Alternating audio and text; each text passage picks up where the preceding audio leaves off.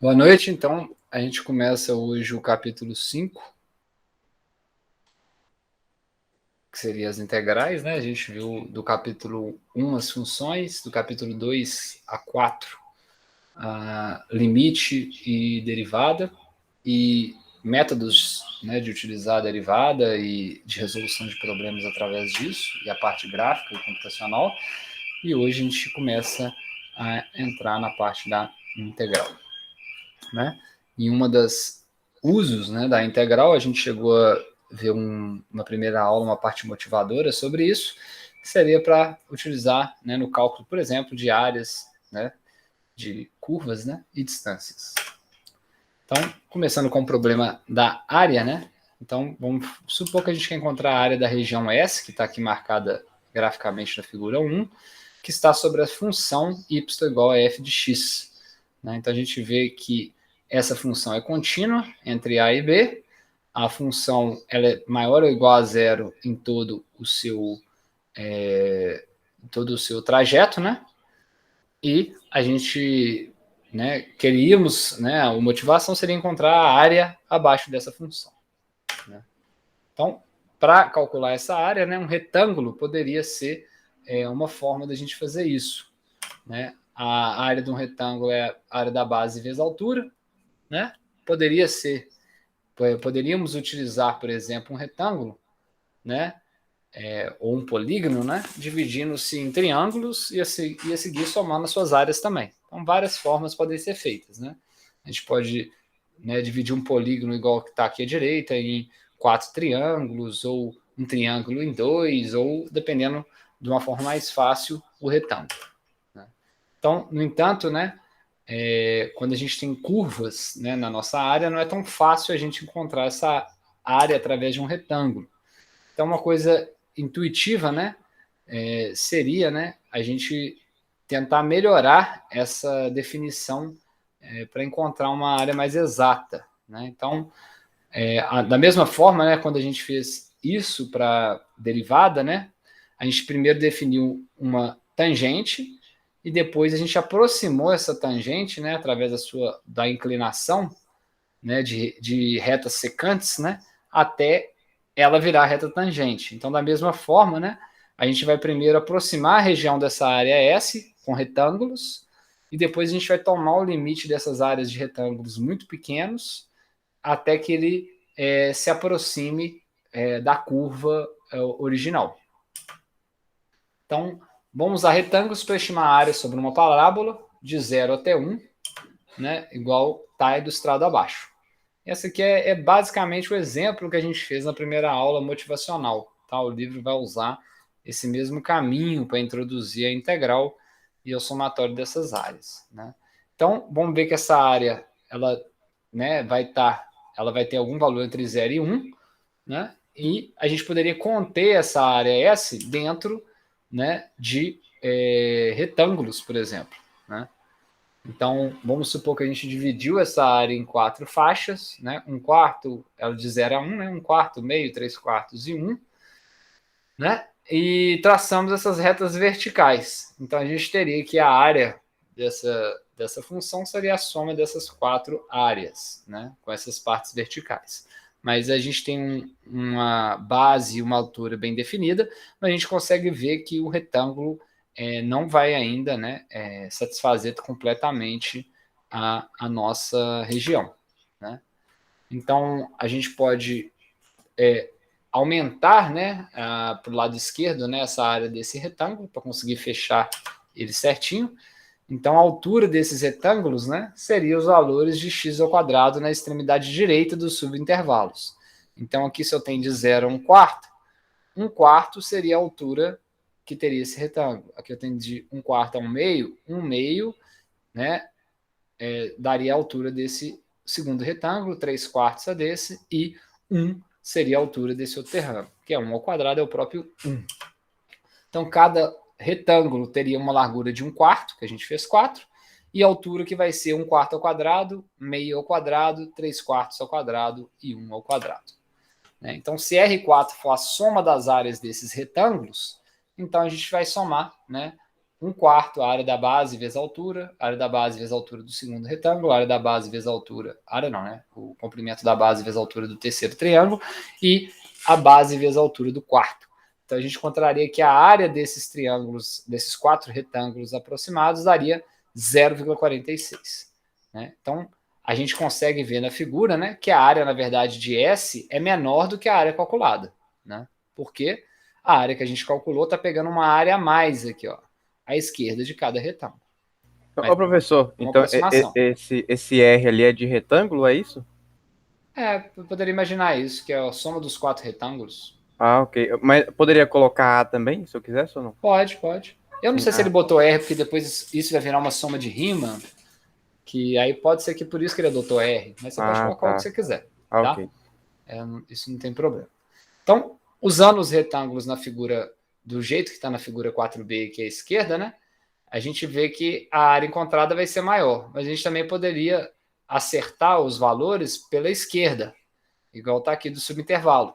Então, a gente teria também, né, nesse caso, uma área, agora aqui é uma área um pouco maior calculada, à direita a gente poderia fazer, a gente teria uma área menor calculada do que a área real.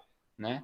Então, se a gente fosse fazer dessa segunda forma aqui, né, que é calcular as áreas agora pela altura da nossa função à direita, em vez de ser para a esquerda, né, igual está vendo aqui, e somando essas áreas que vão continuar tendo a base de 1 quarto e a altura agora semelhante, né, 1 quarto ao quadrado, meio ao quadrado, 3 quartos ao quadrado e 1 ao quadrado, ao somar essas áreas, a gente encontra o valor de 0,21875. Então a gente sabe que a nossa área L4, né, ela é inferior a A. Então a gente sabe que a nossa área está entre 0,21 e 0,46. Né? Para o caso da direita aqui, né, que eu estou passando o mouse, seria uma área menor e aqui seria uma área um pouco maior. Né? Então, a gente pode receber esse mesmo procedimento aumentando, né, o número de retângulos. E isso faria que a gente aumentasse a precisão da nossa área. Então, aqui, dividindo agora a mesma área em 8 seções, em 8 divisões, né, fazendo tanto o limite com a altura à esquerda ou à direita, né, usando as extremidades da direita ou da esquerda, a gente já teria uma área mais aproximada. Né? Então, calculando essa soma das áreas menores, tá? Que ele está chamando à esquerda, né? Então, o L e o F aqui, tá? É de esquerda, left, e o R de right, então por isso que ele está chamando dessa forma. Então, somando as áreas dos retângulos, quando você pega a referência à esquerda ou à direita, a gente melhora essa precisão. Então, ela vai agora para 0,27 a 0,39. Então, a verdadeira área continua estando no intervalo entre esses dois, tá bom? Então, para obter uma estimativa ainda melhor, a gente pode ainda aumentar mais o número de faixas. Então, aqui estaria o resultado, né, de L e de R à medida que a gente aumenta o número de retângulos. Né? Então, aumentando aí até 1000 retângulos, vamos pegar antes aqui, ó, de 10 para 20, a gente já vê que ó, está aumentando o valor da área, que é um pouco menor, está diminuindo o valor da área, que é um pouco maior. E os dois vão tendendo, né, a um mesmo valor, que com 1000 retângulos, eles praticamente têm o mesmo valor nas 3 primeiras casas decimais depois da vírgula. Então, em particular, a gente vê que usando de 50, né, a área já fica entre 0,32 e 0,34, e com 1000, a área fica entre 0,332 e 0,333. Né? Ou seja, uma boa estimativa é fazer a média aritmética, né, desse número final, somando e dividindo por 2. Né? Então seria um bom valor. E aqui seria para a gente comparar nas figuras, né, como que as aproximações vão ficando cada vez melhores. Então, com n igual a 10, a soma dos 10 deu 0,385. Com n igual a 30, 0,35. Com n igual a 50, 0,34. Então, a gente consegue ver que nas 3 continua tendo um pouco mais de área do que abaixo da curva, devido a esse triângulozinho aqui, nessa regiãozinha que está sobrando acima da curva. Né? Então, se a gente vai aumentando de 10, 30, 50 à esquerda, a gente percebe que também a gente está cada vez mais próximo de 0,33, né? Da mesma forma. Então, como a gente definiu a área A como sendo o limite da soma desses retângulos, então a gente pode definir, né, que a área é o limite da soma dos retângulos tidos à direita ou dos retângulos tidos à esquerda, com n tendendo a infinito, e o valor que eles estão tendendo é de 1/3. Né? Então, começando a dividir essa área abaixo da curva do nosso problema inicial em faixas, igual a gente está vendo, a largura do nosso intervalo fechado entre A e B é B menos A, né? A largura total. Né? Então, a largura de cada uma das faixas é B sobre A, que é a largura total, dividido por N. Então, se eu usei 10 faixas, a largura de cada uma vai ser a largura total dividido por 10. Se eu usei 100 faixas, N igual a 100, vai ser a largura total dividido por 100. Então, essas faixas vão dividir o intervalo em subintervalos. Então, né, de intervalo, se for 50, né, então vai lá de 0 a 1 sobre 50, de 1 sobre 50 até 2 sobre 50, por aí vai, onde o x inicial é A e o x final é B, né, e os intervalos que a gente vai ter, a cada, por exemplo, x1 é o A, que é o intervalo inicial, mas o Δx, que é constante para um certo número de intervalos. Então, o x2 é 2 Δx, o x3 é 3 Δx, e por aí vai consequente. Então, para somar a iésima faixa, né, a última faixa, né, com essa largura Δx e uma altura dada pela função de xi na extremidade, né, a área desse iésimo retângulo vai ser igual a quanto? A altura da função vezes o seu Δx. A altura da função na posição x iésima, né, vezes o Δx, que é constante. Então, intuitivamente, né, a soma dessas áreas desses retângulos é que vai dar nossa área S. Então, pegando, né, o nosso somatório aqui, como sendo o somatório de cada retângulo que tem a base Δx e a altura dado pelo valor da função pela direita, né? Foi feito aqui. Então, essa figura vai mostrar como que essa aproximação também aumenta para essa função que tem esse formato mais esdrúxulo aqui, para n igual a 2, a 4, a 8, a 12. Opa. E, obviamente, quando n tende a infinito, a gente vai aproximar da área real abaixo da curva. Né? Então, vamos definir, né, sobre essa área da região como sendo a área sobre o gráfico de uma função f contínua, é o limite da soma das áreas dos retângulos aproximantes. Então, é o limite da soma desses retângulos para n tendendo a infinito, que é o limite da soma, né, de cada um desses retângulos de altura f na posição que a gente está olhando e largura Δx. Então, pode ser demonstrado, né, que esse limite sempre existe, uma vez que a gente está considerando que a função é contínua. Né? Também a gente pode demonstrar que a gente chega no mesmo valor se a gente usar as extremidades à esquerda em vez da direita. Isso aí a gente já mostrou numericamente, né, aumentando o n no exemplo anterior. Então, se a gente usar a extremidade à esquerda ou à direita, usando a mesma altura do iésimo retângulo como valor de f, né, e nos subintervalos entre o iésimo e o anterior, né, a gente vai ter um número de pontos amostrais que a gente vai chamar de x elevado a n. Então, aqui é só para mostrar as referências, né, que a gente teria uma posição real, que é onde passa, que seria esse x asterisco, né, mas que, de qualquer forma, estariam sendo representados como pontos abaixo da curva. Né? Então, logo, uma outra expressão mais geral para a área de S é se a gente usar esses pontos amostrais, que são pontos que estão pertencentes à curva. E aí a gente faria essa área total como sendo o limite, né, de n intervalos, né, de n retângulos, né, nesse caso. Então, pode ser demonstrada uma definição equivalente da área, que é a seguinte: a área é um único número que é menor que todas as somas superiores e maior que todas as somas inferiores. Né? Ele quer dizer com aquela soma à direita ou à esquerda da função. Então, nesse exemplo, a gente viu que a área da função x ao quadrado é igual a 1/3. Ela está presa entre todas as somas das esquerdas e as direitas. Então, a função igual a x ao quadrado, ela é crescente no intervalo fechado de 0 a 1, e suas somas inferiores decorrem da extremidade esquerda e as somas superiores da extremidade direita, nesse caso. Né?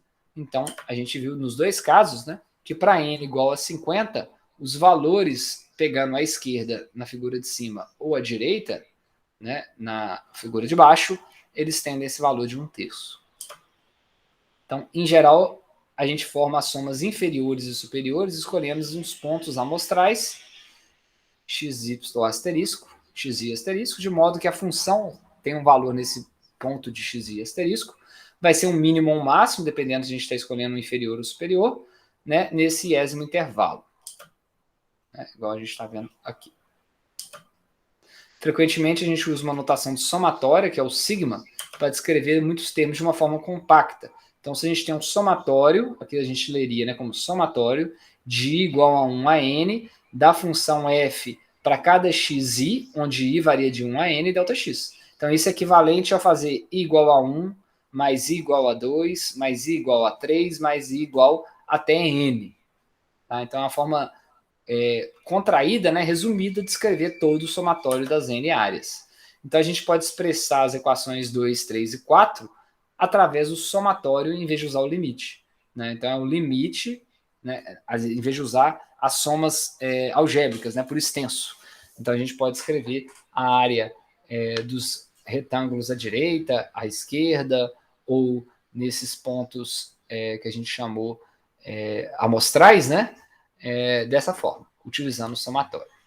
Da mesma forma, a gente pode reescrever a nossa Fórmula 1 desse jeito. Né? Então, quando a gente tiver um somatório de i igual a 1 elevado a n, até n de uma função que é o i ao quadrado, né, a gente pode escrever esse somatório como sendo esse produto de n vezes n mais 1 vezes 2n mais 1 sobre 6. Né? Como que esse somatório vira isso?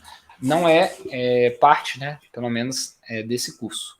Essas somatórias, se eu não me engano, vocês vão trabalhar bastante na parte de séries de Fourier, e antes disso, talvez em cálculo 2. Eu não sei exatamente, mas ou vai ser cálculo 2 ou 3. Na UFMG, eu estudei isso no cálculo 2. Então, vamos para o problema da distância. Né? O problema da distância é descobrir, né, a distância percorrida por um objeto durante um certo período, sabendo a velocidade do objeto. Sim. Eu fiquei com uma dúvida aqui. Mais para frente, nós vamos estudar uma forma de achar a reta de uma regressão exponencial por meio de somatório ou não? A reta, como é que é? De uma regressão, a reta de uma regressão exponencial? Isso, no caso seria aquele que tem a inclinação, né? E o valor, porque igual teve um dos exercícios anteriores que quando foi para achar essa equação, eu usei somatório, entendeu? E tipo, o valor se aproximou muito do que eu consegui achar. O processo que eu acho que a gente fez antes chama linearização, né? Não é regressão linear. Você pega uma função que é quadrática, aí em vez de você representar ela y igual a y por x, e ela ficar com aquela parábola, você faz um gráfico de y por x2, por x ao quadrado. Aí, ao plotar no eixo x, o x ao quadrado ao invés do x, você lineariza a curva e ela vira uma reta. Né? Agora, a integral que a gente vai usar aqui, ela calcula a área abaixo da curva, da reta ou da curva. Né? Ou da curva linearizada ou da curva não linearizada. Agora, a regressão linear já é você ajustar uma equação, que é uma equação de primeiro grau, se for linear, aos dados da sua curva. E aí você vai ter os parâmetros de inclinação e aonde que essa curva corta o eixo Y, né, o A e o B. Mas você pode fazer um ajuste de equações não lineares. Você pode ajustar uma equação de segundo grau, ajustar um exponencial. E geralmente esses ajustes são para descobrir os expoentes, os valores dessas constantes empíricas, né, muitas vezes experimentais. Mas a integral aqui ela vai ser utilizada para calcular, principalmente a integral simples, né, que a gente vai ver de uma variável só, ela vai calcular uma área ou ela vai calcular uma distância na física, né? É óbvio que ela pode ser, dependendo da interpretação da sua curva, calcular um montante total, juros total, mas no primeiro momento é a área abaixo de uma curva que a gente vai fazer. Ok. Cortou aqui alguma coisa, gente? É que eu recebi uma ligação aqui, geralmente interrompe. Vocês estão me ouvindo? Não, estamos te ouvindo. Então tá. Então a velocidade sendo constante, o problema de distância é fácil de resolver através dessa equação, né? Distância igual a velocidade por tempo. Mas se a velocidade variar, já não é tão fácil determinar a distância percorrida, que a gente teria uma aceleração. Então, um exemplo mais simples para a gente ver, suponhamos que a gente quer estimar a distância percorrida por um carro no intervalo de 30 segundos. Então, a cada 5 segundos foi feita uma leitura do velocímetro, 27, 34, 38, e com a velocidade e com o tempo, né, a gente poderia, através disso, né, convertendo aqui, né, de quilômetros por hora por metros por segundo, ter essa segunda tabela. Então, aqui é só a conversão das unidades. Então, durante os 5 primeiros segundos, a velocidade não varia muito, ou seja, 7,5, 9,4, 10,6.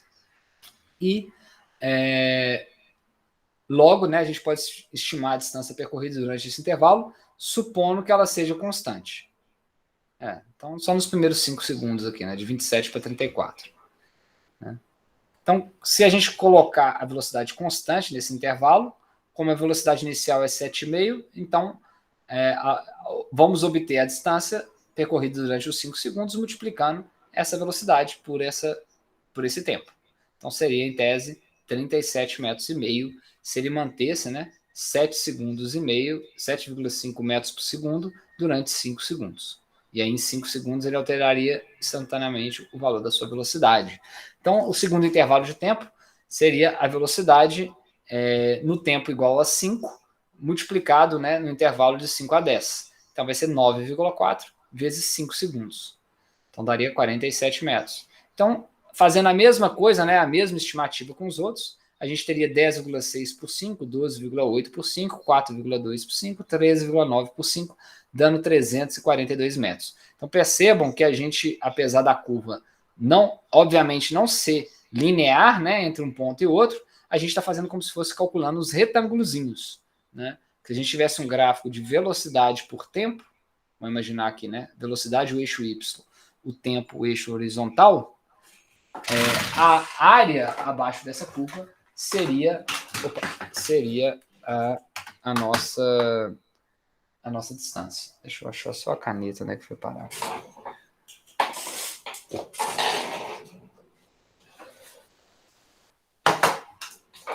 Eu não tô... Deixa eu ver só se caiu atrás da mesa aqui. Então, só para não ficar... Então, é lógico que se um objeto tiver com uma certa velocidade... Deixa eu tentar desenhar aqui. Então, se a gente tem aqui a velocidade e aqui a gente tem o tempo, né, igual a gente está mostrando aqui, e vamos supor que a velocidade por tempo, né, não é tão constante a velocidade, ela aumenta em momentos periódicos, né, e a gente teria aqui, né, 5, 10, 15, 20, e aí vamos supor que os valores aqui seriam 7,5, depois seria 9,4, né, e vamos pegar o próximo aqui, em torno de 10,6, então a gente está considerando, né, que de 0 a 5 segundos foi mantido essa velocidade constante, e daqui até aqui foi medido essa, e daqui até aqui foi mantida essa. Então, a área, né, que é essa que a gente estaria calculando num gráfico de velocidade por tempo, né, é a base vezes a altura. Se a base é tempo e a altura é velocidade, tempo que é segundos, vezes metros por segundo, que é a altura, isso aqui vai dar metros. Então, a área desse gráfico é a distância. E aí, essa aproximação que a gente está fazendo de considerar constante de 0 a 5 como 7,5 é um pouco a ideia do que a gente fez anteriormente, de fazer os retângulos para representar a área abaixo da curva. E aí fica um pouquinho óbvio, né, que esses retângulos não vão representar a área exatamente. Né? Vamos continuar então, só para dar essa perspectiva daí. Então, calculando essas áreas dessas formas, né, considerando constante nesses intervalos...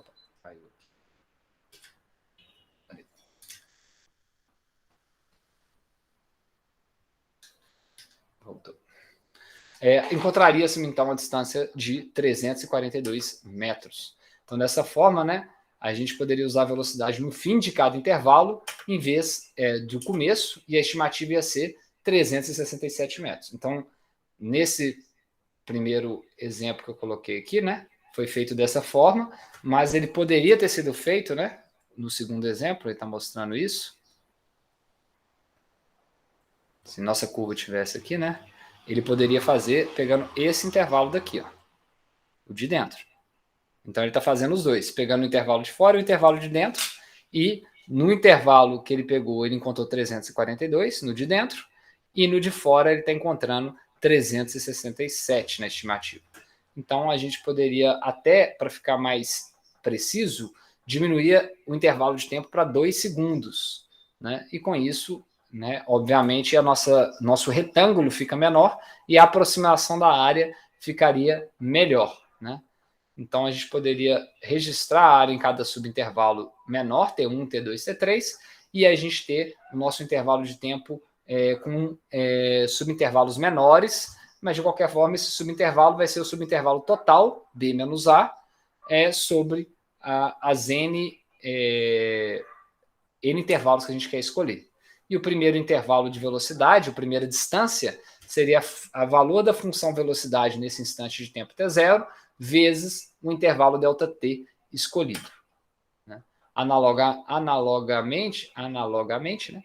Então, a distância total percorrida vai ser a soma de cada retângulozinho desse. No final, a gente vai ter um somatório de todos os retângulos nesses intervalos ΔT.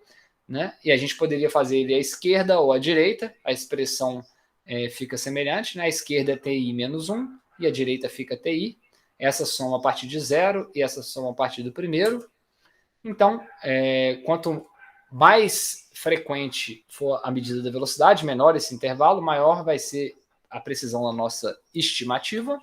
Então, a distância exata D poderia ser encontrada usando os retângulos à esquerda ou à direita, no limite que eu tenho infinitos retângulozinhos para serem somados. Todo mundo entendeu a ideia disso daqui? Então, a ideia no final, né, de encontrar a distância acaba sendo equivalente à ideia de somar os retângulos, né, igual eu tentei demonstrar aqui. Né?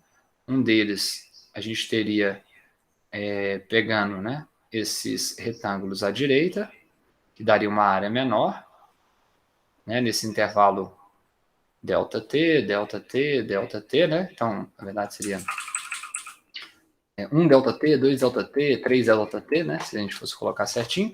Ou, numa segunda escolha, de velocidade por tempo, poderíamos pegar os retângulos fora, né, da curva. Então, poderia pegar esses retângulozinhos aqui, né? E, de qualquer forma, no limite que eu diminuo para N, né? Então, aqui seria o último, né? Seria um N, né? Para um intervalo muito grande, para N tendendo a infinito, a gente aproximaria da função real. Vou manter esses rabiscos aqui.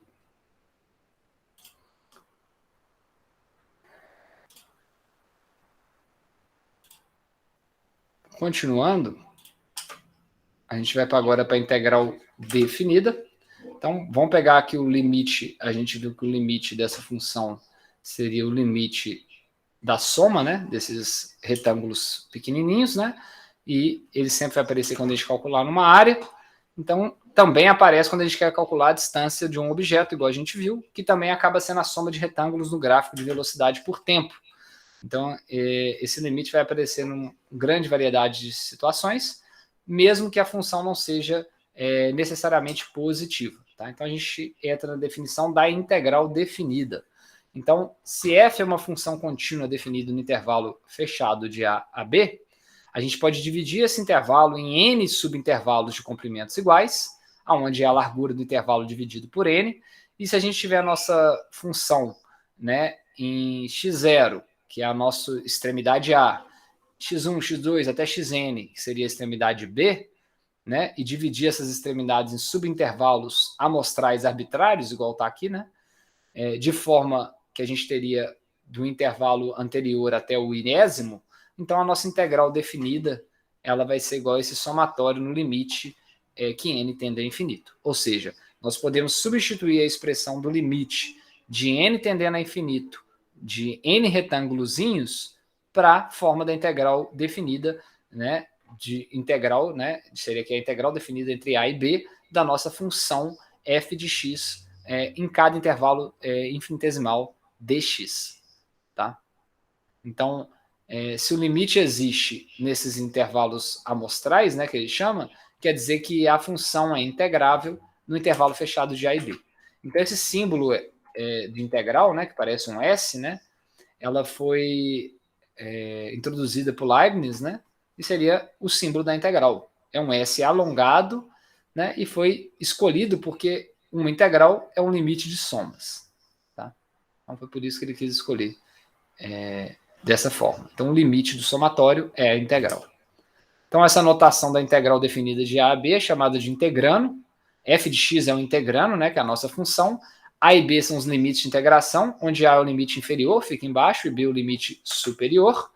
Dx não tem um significado sozinho, ele é apenas um símbolo, que seria esse intervalo infinitesimal de dx. Seria a largura, né? Então aqui a função f de x é o valor da função em x, ou a própria função, e dx seria esses intervalos infinitesimais.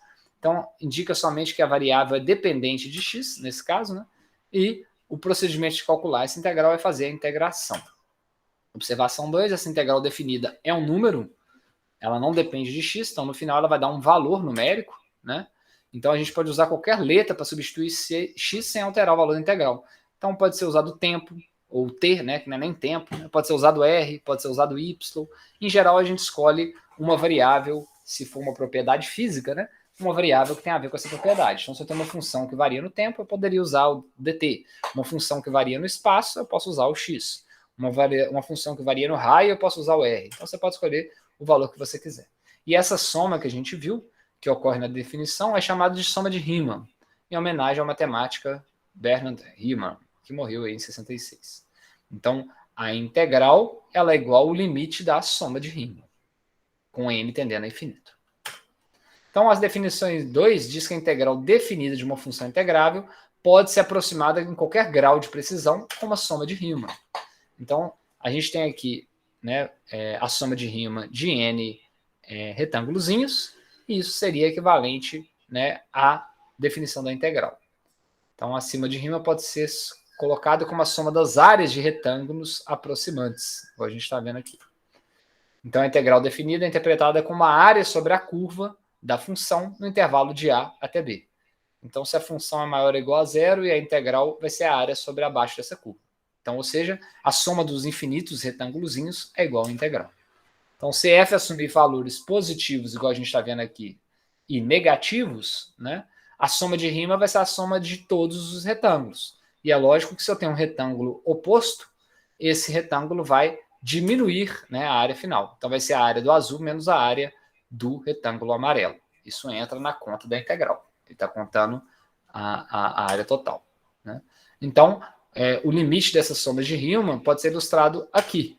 Né? Então, a gente teria como integral definida, né, a área resultante, a diferença das áreas positivas menos as áreas que não são negativas, né, vão dar positivo também, porque não tem área negativa, mas como ela está abaixo da curva, ela entraria com esse sinal. Então, A1 é a área da região acima do eixo X, a positiva, e a área 2 é a área do gráfico abaixo, né, essa área que seria uma área, menos uma área abaixo do gráfico. Né? Então, embora a gente tenha definido essa integral definida, né, no intervalo fechado de A a B, com subintervalos idênticos, com o mesmo comprimento, às vezes, né, tem situações que o intervalo melhor utilizado pode ser diferente do constante. Então, se os comprimentos desse subintervalo, Δx1, Δx2, Δxn, né, não forem iguais, né, a gente tem que garantir de qualquer forma, né, que todos esses comprimentos tendem a zero, a um valor muito pequeno, quando a gente faz o limite. E isso acontece, né, quanto maior o comprimento desse intervalo, ele tende a zero. Então, nesse caso, a definição da integral definida fica: a integral definida entre a e b de uma função dx, né, vai ser igual ao limite, aonde eu maximizo, né, o intervalo, mas ele tende a zero no somatório. Então, vamos estabelecer a integral definida por uma função integrável. Às vezes, nem todas as funções são integráveis, né? Isso pode acontecer. Então, o teorema vai mostrar que a maioria das funções são de fato integráveis. Então, se f for contínua, se a função é contínua no intervalo fechado AB, ou se tiver apenas um número finito de descontinuidades e saltos, ela pode ser integrável nesse intervalo fechado ou definida. Ou seja, ela existe. Se a função for integrável, então o limite da definição 2 existe. Não importa como que a gente escolhe esses pontos amostrais. Deixa eu arrumar isso aqui que ficou um pouquinho mais baixo.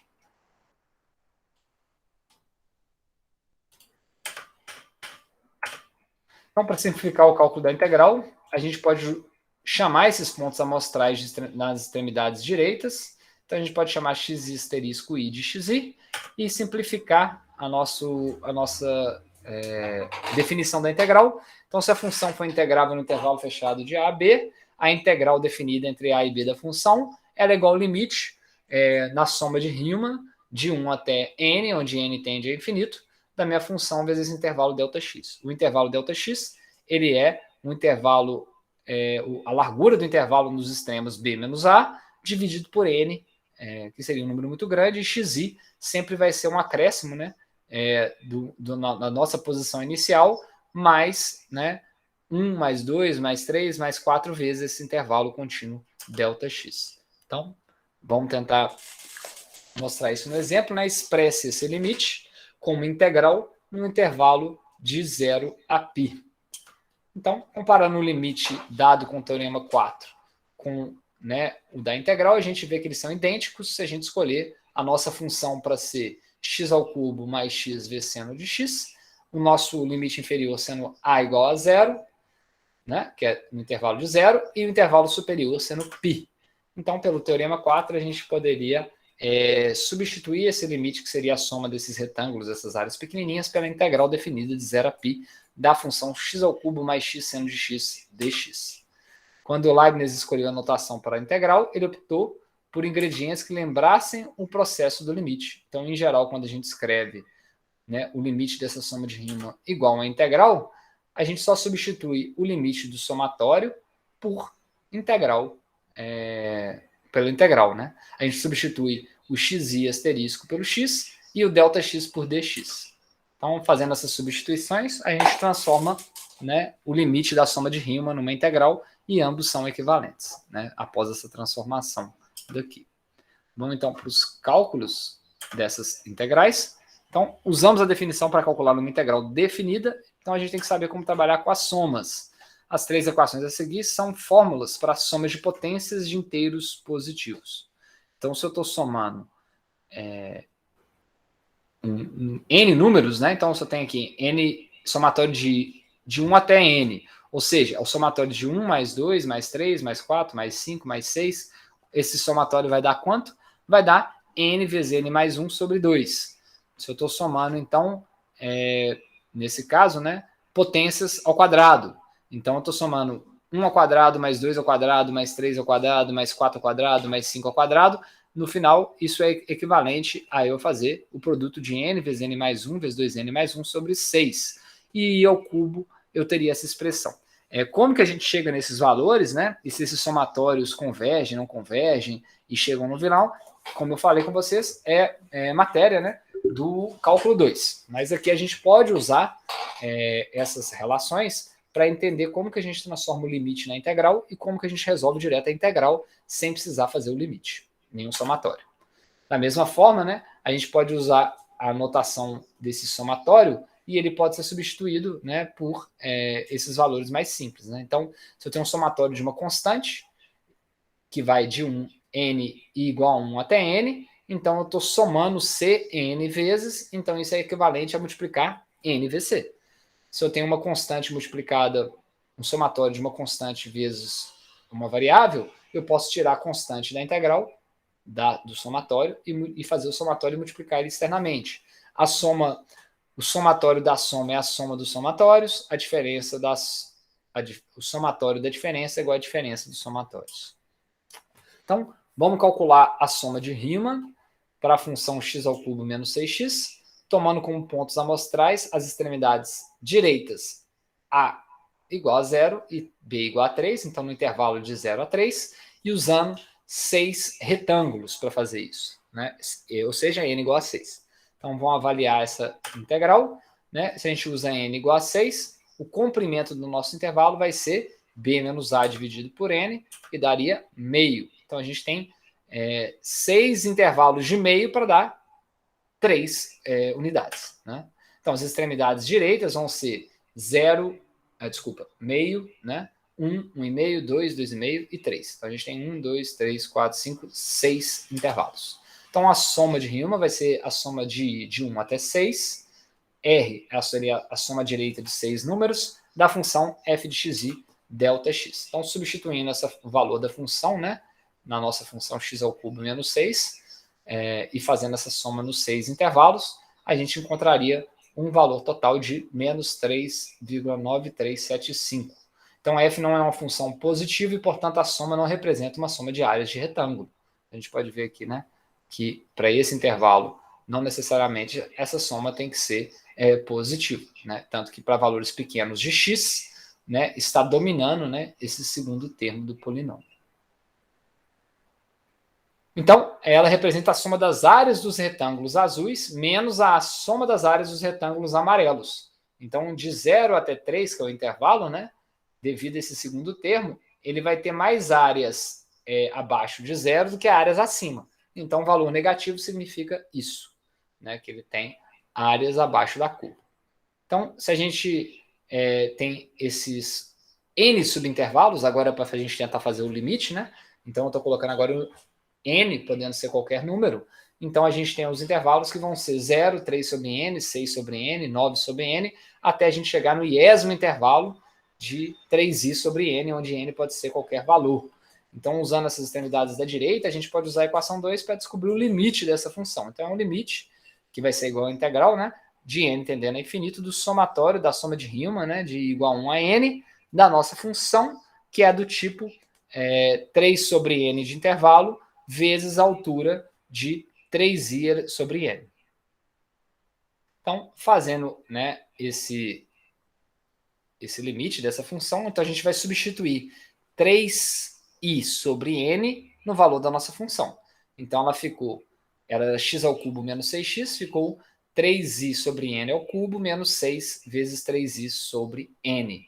E o nosso valor, né, de 3 sobre n, como ela não depende do somatório, ela é uma constante que sai do somatório e fica na frente do mesmo, multiplicando ele. Aquela propriedade que a gente viu. É uma constante, pode multiplicar por fora do somatório, em vez de multiplicar cada termo. Então, com isso, o nosso limite ficou com 3 sobre n do lado de fora. Então, esse aqui é equivalente à equação 9, que vocês viram lá atrás, se a gente escolher, né, c igual a 3 sobre n, que é aquele c que sai para fora da integral. Deixa eu voltar aqui só para vocês entenderem isso que eu estou falando. É esse aqui, ó, igual a equação 9, colocando o c fora do somatório. Tá? É só para resgatar. Então, agora eu posso solucionar internamente. Então, 3i ao cubo virou 27i ao cubo. Então, aqui eu tenho 6 vezes 3, 18 sobre n. Então, eu só resolvi, né, os cubos dessa equação da esquerda para a equação da direita. Eu posso colocar, né, o n agora e o 3, que estão do lado de fora, multiplicando aqui dentro. Então, 3 vezes 27 dá 81. N vezes n ao cubo dá n à quarta. Esse produto agora pode sair do somatório e eu tenho o somatório de i ao cubo e somatório de i. Então, a gente tem aquelas equações, né, que te mostram como que é o somatório de i e o somatório de i ao cubo. O somatório de i ao cubo, ele dá n vezes n mais 1 sobre 2, elevado ao quadrado. E o somatório de i dá n vezes n mais 1 sobre 2, utilizando as equações 7 e 5 lá de trás. Tá? Então, ao resolver então agora esse limite para esses valores de n, né, a gente pode reescrever agora, e aí a gente chegaria no limite de 81 sobre 4, né, ou seja, resolvendo os n's ao quadrado, os n's ao quarto que a gente tem aqui, né, com esses valores. Então agora quando o n tender a infinito, a gente tem que esse termo vai tender a zero, esse termo vai tender a zero, então sobrou 81 quartos menos 27, o que daria menos 27 quartos, ou seja, o valor de menos 6,75 de área. Esse valor tá menos 6,75, está bem acima, né, do valor que a gente calculou usando a soma de Riemann, sem usar infinitos intervalos. Então, dá para ver que, à medida que a gente aumenta o n, ele vai indo de uma área de menos 3,9 para uma área real, que é de menos 6,75. Então, essa integral não pode ser interpretada como uma área, porque ele tem valores positivos e negativos, mas pode ser interpretado como a diferença das áreas A1 e A2. Então, a diferença dessas áreas que deu menos 6,75. Então, esse somatório das duas áreas comporta a área 1 menos a área 2 no meio dessa conta, e daria esse valor de menos 6,75. E esse aqui seria o valor exato desse cálculo. Enquanto o valor anterior era esse valor aproximado, né? A gente consegue ver muitas áreas aqui faltando nesse intervalo, por isso que ela ficou menor, né, do que 6. E a área positiva, ó, ficou muito maior. Então, na figura 7 vai ilustrar mostrando se a gente fizesse essa soma de Riemann com R, né, com N números igual a 40. Então, a gente aumentaria bastante a precisão do resultado, chegando a menos 6,39. Mesmo assim, para aproximar do valor exato calculado pela integral, que foi menos 6,75, a gente só obteria com N tendendo a infinito. Até com N para 5.000 números, 5.000 intervalos, ela chegaria ao valor de menos 6,74. Ainda não tão, tudo bem, no arredondamento aqui, seria equivalente. Todo mundo entendeu a ideia aqui, então? Né? Que nesse primeiro momento a gente vai calcular a integral através do uso do limite do somatório da soma de Riemann. Mas daqui a pouco a gente vai, nos capítulos à frente, né, ignorar o cálculo da integral a partir do limite, igual a gente fez no início, né, o cálculo da derivada a partir do limite, e depois a gente vai fazer a integral diretamente, igual a gente faz a derivada, sem precisar o valor do limite mais. Então vamos para a regra do ponto médio. Então, geralmente, esse ponto amostral que a gente poderia escolher, né, no intervalo, utilizado no limite, né, ele pode ser utilizado como sendo um ponto médio no intervalo. Então, em vez de eu escolher um intervalo definido, esse ponto amostral pode estar exatamente na média desses intervalos. Então, qualquer soma de Riemann, que é uma aproximação para a integral, né, se a gente usa os pontos médios, a gente obtém uma melhor aproximação. Então, a regra do ponto médio é a integral definida de a a b da função nos intervalos infinitesimais dx é igual à soma de Riemann, né, de 1 até n, da função pegando os valores dos pontos médios e nesses intervalos fixos. Né? E essa soma pode ser a soma para ΔX, que é o mesmo para todos, vezes o valor da altura de cada intervalo, e a gente descobre esse intervalo como sendo, né, a largura do intervalo de b menos a sobre n. E o valor de x médio é o ponto médio entre cada intervalo. Então, entre o primeiro e o segundo intervalo, o valor médio seria a soma dividido por 2, né? Que é o que está aqui. Então, usando a regra do ponto médio, com n igual a 5, para aproximar essa integral, né, definida no intervalo de 1 a 2 de 1 sobre x dx. Então, as extremidades dos 5 subintervalos seriam 1, 1,2, 1,4, 1,6, 1,8 e 2. Ou seja, né, entre 1 e 2 eu tenho a distância, né, de 0,2 para 5 pontos. Então, os pontos médios entre 1 e 1,2 é 1,1. Entre 1,2 e 1,4 é 1,3. Entre 1,4 e 1,6 é 1,5. Entre 1,6 e 1,8 é 1,7. Entre 1,8 e 1,2 é 1,9. O comprimento desses subintervalos vai ser o que, então? A largura do intervalo total, 2 menos 1, dividido por 5. Então, a largura é de 1/5. Então, a regra do ponto médio, né, que não precisa ser feito o limite nesse caso, né? Então, a regra do ponto médio é para você não fazer um limite para n infinito. Você pode simplesmente fazer o somatório. Seria aproximar nos 5 primeiros pontos. Ou seja, ΔX vezes o valor da função no ponto médio 1,1, 1,3, 1,5, 1,7 e 1,9. Então, ao substituir a função por esses pontos e fazer o somatório, a gente encontra 0,6919. Uma vez que essa função é maior do que zero para o intervalo de 1 a 2, a integral representa a área e a aproximação dada pelo ponto médio é a soma das áreas do retângulo mostrado nessa figura. Só que agora, olha, reparem só, em vez de eu pegar um ponto do extremo e ter todo um triângulozinho fora, por que essa regra do ponto médio é mais precisa? Olha, eu estou somando uma área a mais aqui à direita, ó, mas eu estou perdendo uma área à esquerda. Então, é como se ele fosse mais preciso, né, do que o caso que a gente pega só o intervalo à esquerda ou só o intervalo à direita, porque ele se compensa, né? Isso aqui se compensa um pouco. Tá bom? Então, acaba não precisando de muitos números para resolver isso. Propriedades da integral. Sim? Pelo que eu entendi, a direita é o lado de fora e a esquerda é o lado de dentro? É isso? Vai depender se sua função tá para cá ou se ela tá para lá, na verdade. Né? Ah, sim, sim. Um pouco. Mas você entendeu, né? Uma forma seria... Deixa eu rabiscar aqui. Né? Uma forma seria você pegar aqui, ó, sempre à direita. Né? Vamos falar assim. Nesse caso, seria sempre à esquerda, né? Seria uma forma. O outro caso que a gente viu, né? Seria pegar aqui, ó. Né? à esquerda. Ó, né? E aí, nesses dois exemplos que eu estou te falando, ó, um vai sobrar essa área toda, que você está calculando a mais, e o outro vai faltar essa área interna. Então, na hora que você pega o ponto médio, que é o que foi feito aqui, né?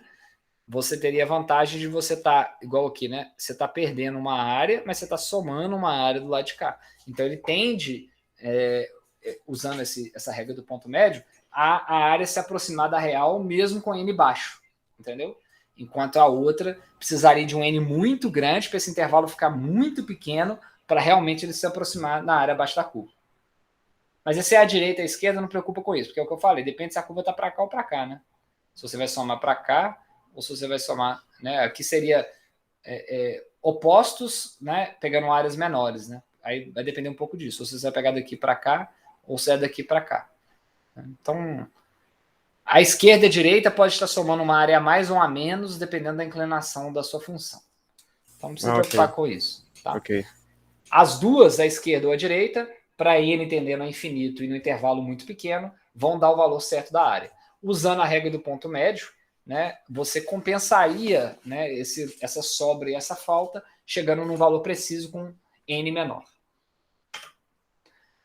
Propriedades, então, da integral definida. Né? Quando a gente define essa integral, né, a gente assume, né, que A é menor do que B, né, nesse intervalo de A até B, mas pode ser, né, a soma de Rumo ela funciona mesmo se A for maior do que B. Então, se a gente inverter A e B, ΔX mudará de B menos A sobre N para A menos B sobre N, e a nossa integral vai mudar o sinal. Então, se a gente está somando de uma forma que, em vez de pegar o intervalo com B maior, o A é maior, a única diferença é que se a gente inverter os intervalos, né, igual está aqui, você bota um sinal de menos na sua integral. Então, a integral, o A seria maior, né, nesse caso, de B até A, né? Mas se você quiser inverter de A até B, você só bota um sinal de menos. Ou seja, você pode trocar os limites da integração e colocar um sinal negativo na frente da integral, para qualquer função. Se a gente considera que A é igual a B, então a integral é de A até A. Então, se eu estou no mesmo ponto, eu não tenho área nenhuma abaixo, né? Então, meu intervalo é zero, praticamente, e a integral vai dar zero. Então, a gente pode desenvolver algumas propriedades das integrais para calcular as integrais de formas mais simples. Vamos supor que f e g são funções contínuas. Então, a gente teria essa tabelinha para simplificar as contas de integrais. Então, se eu tenho uma integral de uma constante, então, a integral de a até b, né, no limite de a até b, de uma constante c vezes dx, c, que é essa constante, sai da integral, e a integral vai ser simplesmente o intervalo de b menos a, onde c pode ser qualquer constante. Se eu tenho a integral de somas de funções, é igual à soma das integrais das funções. Se eu tenho uma integral que é multiplicada por uma constante, eu posso tirar essa constante da integral, e se eu tenho a integral da diferença de funções, é igual à diferença da integral das funções. A propriedade de 1, então, a gente vai falar de cada um, né? Diz que a integral de uma função constante, f de x igual a c, é a constante vezes o comprimento do intervalo. Então, se c for maior do que 0 e a é menor do que b, então o resultado seria c, o resultado integral seria c vezes b menos a, que é a área do retângulo sombreado na figura. Então, vamos supor que a gente está calculando a integral de uma constante, né? Ou seja, de uma reta. A integral dessa constante é a área abaixo da curva. Então, ela seria simplesmente C, né, que é essa altura, que seria essa constante, vezes o intervalo AB. Tá? A propriedade 2 diz que a integral de uma soma é a soma das integrais. Isso, para as funções positivas, quer dizer que a área sobre f mais g é a área de f mais a área sobre g. Então, eu tenho aqui a minha função f, abaixo do preto, a minha função g, abaixo do azul, e a minha função f mais g, que é a soma das duas. Então, o que quer dizer é que se eu faço a integral de f e a integral de g, é igual eu fazer, e somo elas, é igual a fazer a integral de f mais g. Então, ela entende por que é verdadeiro, né? Porque é uma adição gráfica de áreas, né? Então, é isso que faria. Aumentaria a altura quando eu somo as duas funções. Em geral, a propriedade 2 decorre do teorema 4 e que o limite de uma soma é a soma dos limites. Então, é por isso que vem nisso, né? A integral da soma seria equivalente, né, à soma dos limites. Não, o limite da soma. Né? E o limite da soma a gente pode transformar na soma dos limites. Então, por isso que a integral da soma de funções é igual à soma das integrais de cada uma das funções no mesmo intervalo de a a b. A propriedade 3 também pode ser mostrada de forma análoga, uma vez que a função constante vezes a integral. Em outras palavras, uma constante pode ser movida para frente do sinal de integração, você pode tirar ela de fora. E a propriedade 4, a gente pode descrever se a gente faz que a diferença das funções é a soma de f mais a função g multiplicado por menos 1, ou seja, multiplicando ela por uma constante c igual a menos 1. Então, vamos usar as propriedades das integrais para calcular a integral entre 0 e 1 de 4 mais 3x ao quadrado dx. Então, a solução. Usando as propriedades 2 e 3 das integrais, a integral da soma de funções é igual à soma das integrais. Então, seria a soma da integral de 4 a 1 de 4 dx, mais 3 vezes a integral de 0 a 1 de x ao quadrado. Essa primeira integral a gente já sabe a resposta, é 4, porque não depende de x, então vai ser c vezes o intervalo de 0 a 1, então daria 4. E a integral de 0 a 1 de x ao quadrado, a gente calculou no início da aula de hoje, daria 1/3. Então, a soma das integrais, a integral da soma das funções é igual à soma das integrais das funções, que dariam 4 mais 3 vezes 1/3, o que daria uma soma igual a 5. A propriedade a seguir nos mostra como combinar integrais e intervalos adjacentes. Então, o que a gente está fazendo? A função de f de x de a até c, e depois dividindo a função, a integral da função f de x de c até b, e isso é equivalente a gente fazer direto de a até b. Muitas vezes a gente abre nesse intervalo, faz o contrário, né? Abre intervalos onde a gente poderia ter somas positivas e negativas ou simplificações maiores. Tá? Então, isso não é fácil de ser demonstrado, mas para o caso onde a função é maior do que zero e o intervalo é crescente, né? A menor que c, que é menor que b, a gente vê que a integral de a até c mais a integral de c até b é equivalente à integral de a até b, né? Nesse caso. Graficamente a gente consegue ver isso, apesar de não ser fácil de provar e não é o escopo do nosso curso fazer isso aqui. Então, observe que a propriedade 1 a 5 é verdadeira sempre que a for menor do que b, ou igual a b, ou maior do que b, e as propriedades que eu vou mostrar a seguir, né, compara, né, os tamanhos das funções e os das integrais, sendo apenas verdadeiro se a for menor ou igual a b. Então, propriedades comparativas de integral. Se a nossa função é positiva maior do que zero e o x está no intervalo AB, então a integral nossa no intervalo de a até b dessa função vai dar maior ou igual a zero, porque x está no intervalo de a a b, onde a é menor do que b. Né? Então, sempre a é menor ou igual a b. Se a função de f de x é maior do que a função de g de x, no intervalo de a a b, então a integral da função de f de x de a a b vai ser maior do que a integral da função de a até b. E se a gente tiver uma função que está no intervalo entre m minúsculo e m maiúsculo, né, numericamente, né, mas para o intervalo de a até b, então a inclinação, né, que aqui seria a inclinação, não, desculpa, o retângulo total, né, o tamanho do retângulo total, que seria m, ou seja, a integral, né, entre a e b, estaria entre o retângulo utilizando m, o retângulo menor, e m, que é um retângulo maior. Então, a nossa integral estaria numa área entre esses dois retângulos, o menor valor da função e o maior valor da função. Então, se a função for maior do que zero, a integral definida representa a área sobre o gráfico, logo, a interpretação geométrica é que as áreas são positivas. Então, segue também, né, da definição que todas as quantidades vivas são positivas. E a propriedade 7 diz que uma função maior tem uma integral maior. E ela segue as propriedades 6 e 4. A propriedade 8 está ilustrada na figura abaixo, para f maior do que zero. Então, se eu tenho o menor valor da função é mzinho, o maior valor da função é mzão. Então, a gente tem que a nossa função sendo contínua, a integral vai estar entre a área da função mzinho e a área da função mzão. Nesse caso, diz que a área do gráfico de f é maior área que um retângulo pode ter, e é menor. Né? Então, ela teria o menor com m e o maior com mzão.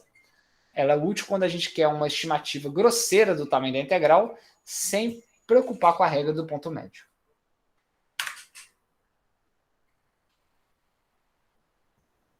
Então seria isso a aula de hoje. Basicamente a gente viu as propriedades das integrais e como representar a integral através de um limite e como resolver uma integral se a gente utilizar, né, essa tabelinha que a gente viu aqui, né, dos valores desses somatórios. Então, vocês estariam limitados nessa primeira e segunda sessão a resolver integrais, aonde vocês fariam ela em termos do limite da soma de Riemann e vocês transformariam essas somas em valores que são de I ao quadrado ou I ao cubo para aproximar por esse valor da série, né? Como que chega nisso, vocês vão fazer no cálculo 2 e utilizando essas propriedades. Alguma dúvida?